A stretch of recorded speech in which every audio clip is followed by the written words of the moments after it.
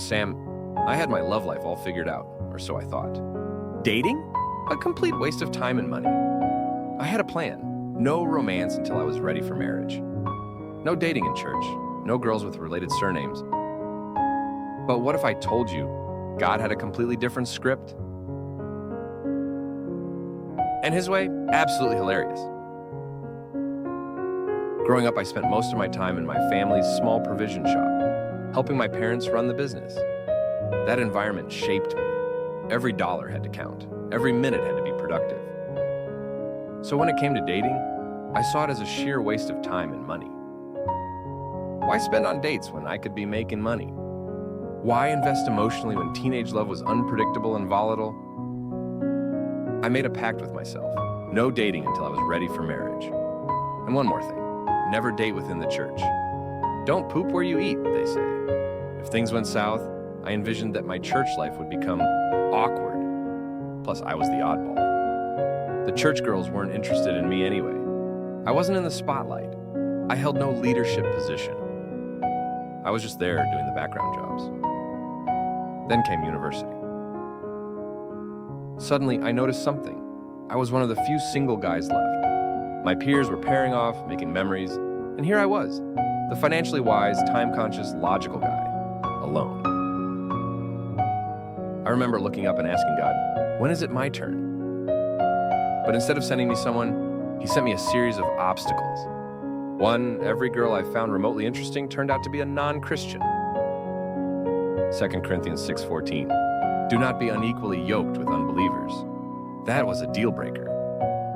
But why is being unequally yoked such a big issue?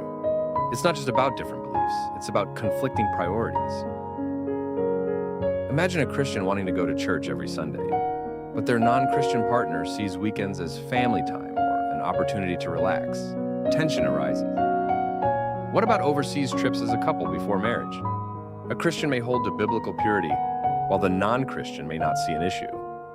The values don't align, and it creates real conflict. Even decisions about raising children, financial stewardship, and moral convictions can become battlegrounds when the foundation isn't the same. I realized that if I pursued a relationship outside of God's will, I was setting myself up for heartache and unnecessary struggles. 2, to make things worse, every girl I liked happened to have a related surname. My grandparents and immediate family had a strict rule. No marriage with someone of the same ancestral surname. Chinese tradition held that surnames like Ng, Wang, and Wang were historically connected. Each time I got close to someone, I'd find out their surname or related and think, God, are you serious? Even my grandmother warned me when she knew I was getting close to a girl in university. Her surname is Wang, right? Cannot. You're probably distant relatives. It was like God was playing some kind of cosmic joke on me.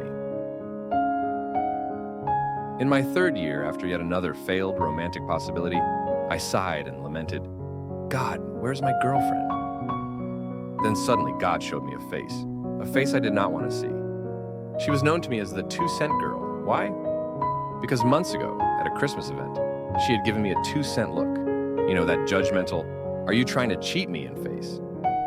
I was late, tired from setting up chairs, and when I asked for the door gift, she scrutinized me like I was a scammer. I did not like her. So when her face popped into my mind, I responded, God, you sure? But I figured, what's the harm in having a meal with her? I picked up the phone, called her home number, yes, this was before smartphones, and asked if she was free. To my surprise, she said yes. That first meal was simple, but surprisingly good. Despite that she was not the typical girlfriend type that I will look for, but we had so many common topics. We laughed, we clicked, and soon we were meeting up more often, staying in touch despite our different schedules. I began to realize God knew what he was doing all along.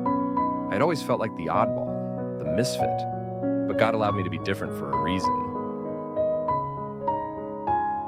Ecclesiastes 3:11 says, He has made everything beautiful in its time.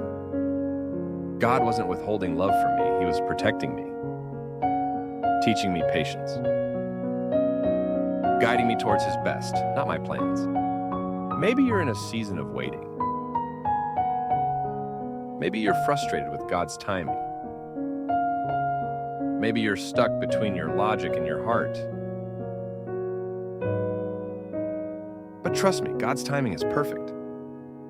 Just like the parable of the sower in Matthew 13, God plants seeds in our hearts. Some fall on rocky ground and wither. Others get choked by the world. But when we wait on Him, those seeds take root in good soil and bear fruit. So, are you planting your heart in God's soil? Or are you trying to control your own timeline? If this story resonated with you, hit like, subscribe, and share this with someone who needs encouragement in their waiting season. Drop a comment below. Have you ever struggled with God's timing? Let's talk. God bless and see you in the next video.